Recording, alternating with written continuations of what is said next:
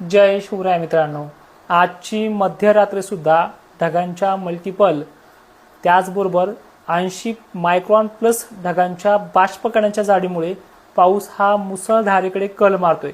त्यामुळे मध्य महाराष्ट्र आणि विदर्भात जसं तुम्हाला मागील व्हिडिओमध्ये सांगितल्याप्रमाणे अजूनही तिथे विजांच्या कडकडाटामध्ये धोधो बरसतोय।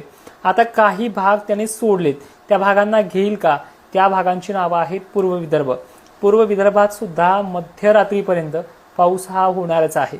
यामध्ये जो काही हिंगोली असेल, काही भाग सोडलेला, वाशिम असेल, अकोला असेल, अमरावती असेल, नागपूर असेल, चंद्रपूर, भंडारापर्यंतचा परिसर असेल, इथे गरमी जिथे जिथे पावसाची ऍक्टिव्हिटी तिथे तिथे राहणारच। जळगाव जिल्ह्यातही अनेक ठिकाणी पाऊस थोडी व्याप्ती कमी दाखवली, पण तिथे सुद्धा रात्री बेरात्री पाऊस ऍक्टिव्ह राहू शकतो। जनावरे असतील ती वेळे अगोदरच सुरक्षित ठिकाणी हलवायची।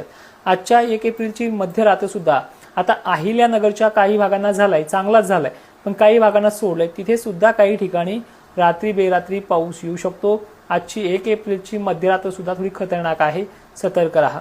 बाकी जालना असेल, छत्रपती संभाजीनगर असेल, भोकरदनकडील, जाफराबादकडील, कन्नड, सिल्लोडकडील परिसर असेल, परळी वैजनाथ, लातूरच्या अनेक भागांना सोडलेल्या भागांपैकी अजूनही काही भागांनी गरमीच्या लेवलमुळे ढगांचं 80 मायक्रॉन बाष्पकणांच्या जाडीमध्ये रूपांतर होऊन अल्ट्रा सिरियस ॲक्टोकोलंबस नावाच्या ढगांमध्ये गारपीट सदृश्य परिस्थिती निर्माण करणारी वादळी वातावरणाची शक्यता अजूनही मध्यरात्रीपर्यंत कायम आहे।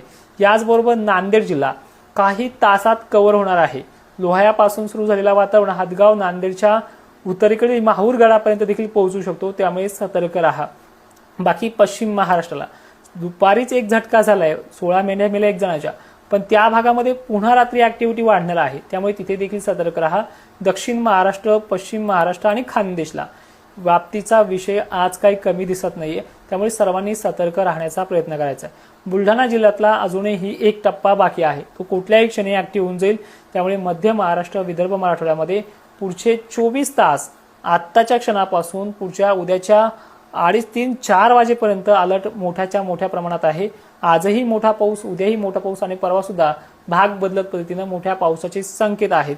4 तारखेपर्यंत हा शेड्यूल पूर्णपणे कायमस्वरूपी राहणार आहे। त्यानंतर परिस्थिती नॉर्मल होईल। ज्यांच्या कोणाच्या हळद वगैरे उकडायच्या राहिल्या असतील त्यांनी 5 तारखेला हळद उकडण्याचा निर्णय घ्या। कमीत कमी 7-8 दिवस तुम्हाला चान्स बरा मिळणार आहे। 8 दिवसामध्ये नंतर पुन्हा काही सिस्टम बनली, ती उशिरा किती येते हे सांगून तुम्हाला अजूनही त्याचं नियोजन सांगण्याचा प्रयत्न करेल। ज्यांनी कोणी आपलं हे पेज, हे फेसबुक असेल, इंस्टा असेल, फॉलो नाही केलं त्यांनी फॉलो करून ठेवा। माझा 2 लाखाचा फेसबुकचा टप्पा पूर्ण करून द्या। जय शिवराय, धन्यवाद।